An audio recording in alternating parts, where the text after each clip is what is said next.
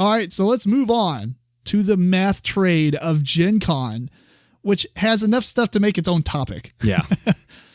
First, we're going to start off with saying, if you don't know what math trades are, just bear with us. You basically put up stuff in a pool, and then everybody puts up stuff in the pool, and then you go in and you make what you're willing to trade, and then stuff gets traded, multiple loops, and then finally you get a game. So you're not necessarily giving a game to somebody that you're going to receive one from. Right. Anyway, this is a massive math trade because there's like hundreds of people in it. Or thousands. Is it thousands? Well, there was thousands 3,500 entries. I couldn't tell you how many people there were. But Gotcha. And most people probably did maybe 10, I would say, on average. What do you think? Let's say more. Yeah, that's true. I put up 40 something. Yeah, I was going to say I had around 20 or so. Yeah. I'm pretty sure there was like 300 to 400 people. Okay. And then all their trades together equal that. Anyway, so let's start off with the annoying part of this math trade. The fiasco? The fiasco. The reroll. The reroll. So when you put in your entries on this math trade, which is essentially a geek list on Board Game Geek, you've got a game, say Settlers of Catan. There's 4, in this math trade specifically, they say put these 4 things. When your availability is, the condition of the game, the edition of it, if it's like English or whatever. Right. And any kind of extra stuff, like if there's nicks on the box or whatever. Anyway, so usually the guy who's running it goes through and checks each post to make sure it seems legit. Right. Some people can attach pictures or whatever. And then after that, they go live. And then he's supposed to make sure once everybody's got the results of their trade, there's no money arbitrage or whatever it's called. So you're not trading up for money. I can't trade you a $5 gift card for a $50 gift card. Right, because the loop worked it out for you that way. Yeah, you may not have well, I guess you did intentionally check it off. Yeah, you said I'll trade this $5 thing for that $70 one. Yeah. So that's not, I think that's a legal thing. Like Okay.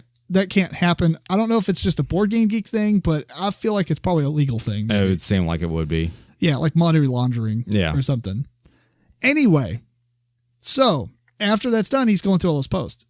This guy gets a, notification of his results, and he looks and he's like, oh, I don't know the exact thing. Maybe you can correct me, but it's like somebody posted a game or posted under the game on Board Game Geek using the game link or whatever. Mm-hmm.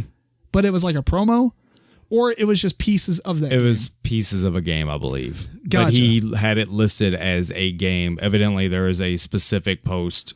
And it comes up a different color, I think, if you do it. Yeah. Because they're all color-coded, so it's like gaming accessories and components. Right. Or something like that. Miscellaneous gaming accessories and components. Yeah. I don't know what it is. But so instead of the link, when you create the Geek List entry, you can link it to the game on the entry on Board Game Geek. Right. To Settlers of Catan. But if you only have half the pieces, which is not a full game, then you link it as an accessory or miscellaneous. Right. So not only did it go through, the initial check of the other person, which I don't blame him at all. That's a lot of entries to check. Thousands of entries. I mean, he has to read every one of these to make sure your idiots don't put the wrong stuff. Right. I mean, what's even worse, and this is kind of like future seeing, but what's even worse is other people like, oh yeah, I saw that post, but I didn't say anything about it. Well, you're part of the problem too. Right. Maybe you should have flagged it or said something about it. After that, the guy who is bidding on these things or putting in for trades fails to read the description. Right. Because I'm pretty sure it was pretty clearly written that it was not the full game. I didn't see the post in question, but I think it was. I didn't either. So, but from the countless amount of posts after this. Anyway, long story short is 2 people messed up. And they were like, well, the only fair thing to do is to remove that entry and rerun the math trade. Mm-hmm. So everybody got these lists of games, the trades and everything, and they were super excited about it, but now they got to re-roll it. You're probably safe in most cases, but if you're a part of any of those loops, you could have lost that trade, and it may have worked out better for you. Honestly, it worked out better for me. I still don't think it was right that it was done. Yeah. It's kind of like... I lost a trade from it, so... See, you were affected by it. I actually made out like a bandit with it. So I couldn't get rid of my AEG Doomtown that I got in my box 2 years ago. You've been trying so hard. But anyway, any more comments on that? Or do you want to move on to what we actually got put up for the trades and got for it?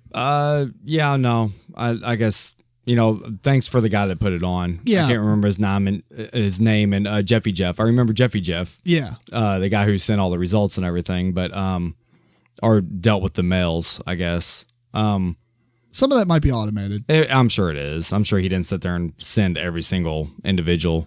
Yeah, I am grateful that he ran this math trade. It's a lot of work. He's not responsible for what happened. Right. He says he should have read the post at first, but it's not his fault.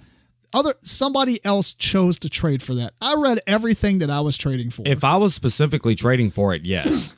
Right. So read your stuff. If it was marked incorrectly, whatever. If it said it had a fist hole in the front of the box. Well, that's the reason. You got to check the description and see if they're telling you, major damage to the box or something that you missed previously. Because initially I get it. You're just excited. Oh, I want that. Check, trade all.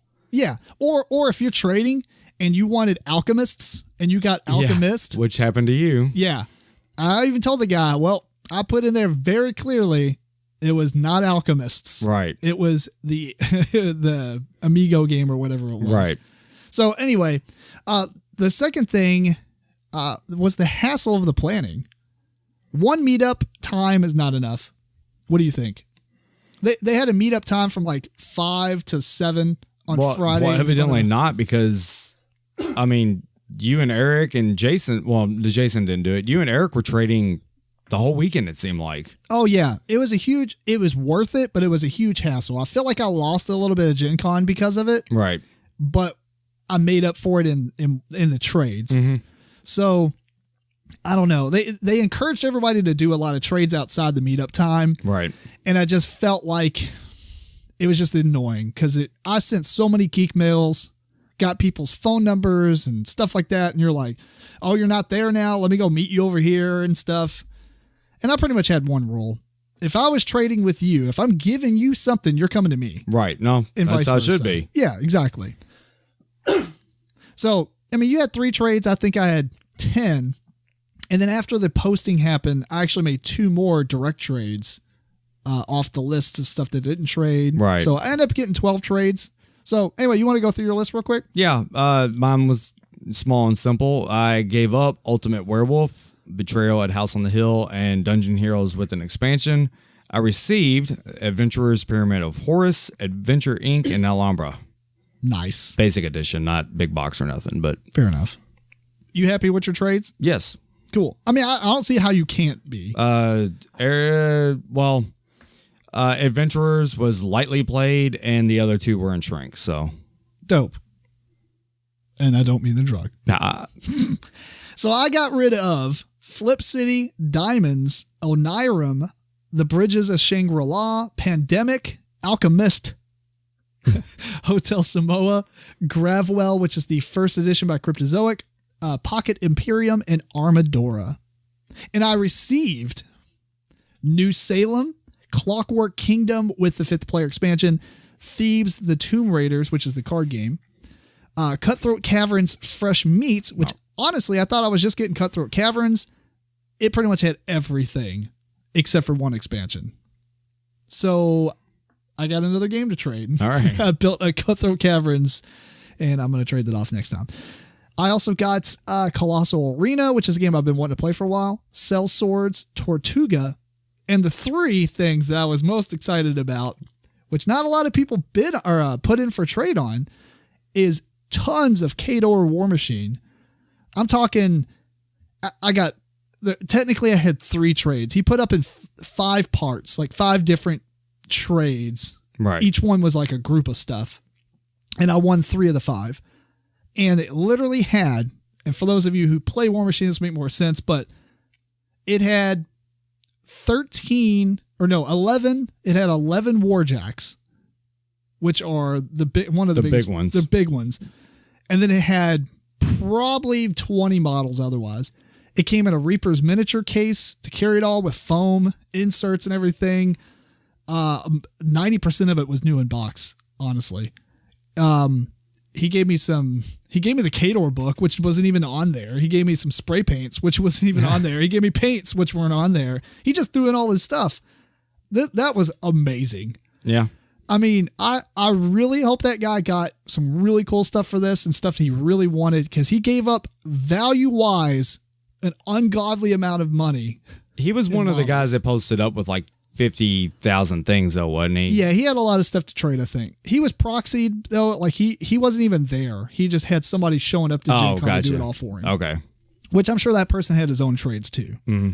But, yeah, so I wish the best of luck to this guy. I hope he got really good trades, because the value that I traded in games for this is a fraction of the cost. I was extremely excited. Pretty good haul. Yeah. I feel like that was almost the best part of Gen Con for me. Right. Because I'm such a huge War Machine fan. That was just, oh, man. So anyway, going back to the Gen Con topic, I bought the deck for Kador. So, yeah, good stuff. Overall, I'm pretty happy about the math trade. This will be my first one. Oh, I also traded, what was it? I wrote it down.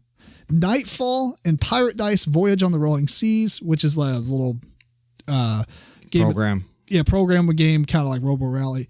I traded both of those for two different games. Wreckage, which is an old fantasy flight game. It's kind of like Mad Max miniature game. It's kind of like a precursor to, in ways, to the X-Wing miniature game.